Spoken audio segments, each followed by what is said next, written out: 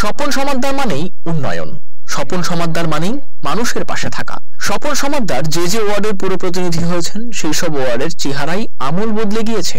56 নম্বর ওয়ার্ডের পুরপিতা হওয়ার পর থেকেই এই ওয়ার্ডের চেহারাও বদলাতে শুরু করেন তিনি। বুধবার মাননীয় মুখ্যমন্ত্রী মমতা বন্দ্যোপাধ্যায়ের অনুপ্রেরণায় 56 নম্বর ওয়ার্ডের পুরপিতা তথা মেয়র পরিষদ সদস্য স্বপন সমাদ্দারের ঐকান্তিক উদ্যোগ এবং কলকাতা পুরসভার সহায়তায় এলাকার বাসিন্দাদের পরিশ্রুত পানীয় জল সরবরাহের সমস্যার সমাধানে 48 রাধানাথ চৌধুরী রোডের গাঙ্গুলি মাঠে ভূগর্ভস্থ জলাধারের শুভ শিলান্যাস হলো। এলাকার মানুষ খুশি এতদিনের তাদের চাহিদা পূরণ হওয়ায়। সমাজের বহু বিশিষ্টজনেরা উপস্থিত ছিলেন এদিনের অনুষ্ঠান উপলক্ষে।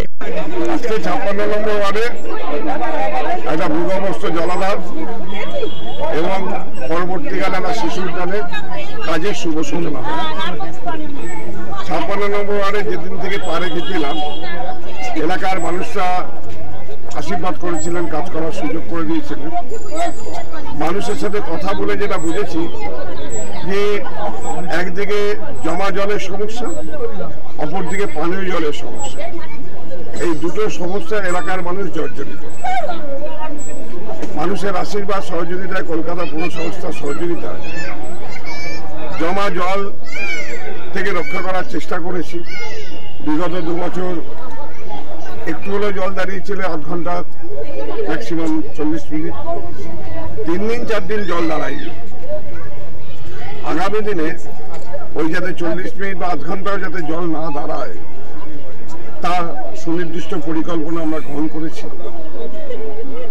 কারণ যদি কলকাতায় ভেসে যায় অন্য বস্তু, কলকাতায় কোনো জায়গায় জল নেই, 56 নম্বর ওয়ার্ডে জল থাকবে, এটা হবে না।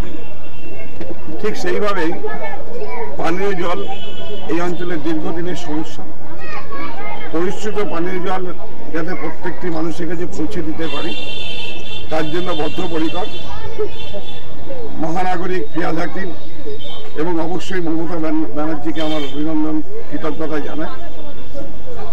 তারা এই কাজের জন্য সহযোগিতা করেছে। আজকে সেই কাজের শুভ সূচনা হলো।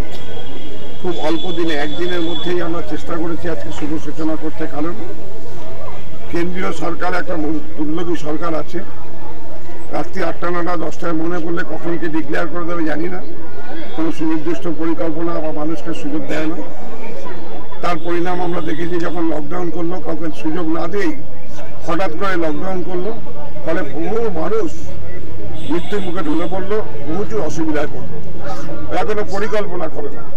তাই এলাকার মানুষের জন্যে দেরি না করে এই মাধ্যমিক পরীক্ষা চলছে, আমরা কোনো মাইক না বাজিয়ে শুধুমাত্র পার্কের ভেতরে একটা অনাড়ম্বর অনুষ্ঠানের মধ্যে দিয়ে আমরা এই কাজের শুভ সূচনা করলাম। সকলের সহযোগিতা চেয়েছি, যাতে প্রত্যেকে সহযোগিতা করে এবং আগামী দিনে এই 56 নম্বর ওয়ার্ডে আরো অনেক কাজ আছে, যে কাজগুলো আমরা মানুষের সহযোগিতা করার চেষ্টা করব। Bureau report, channel 10।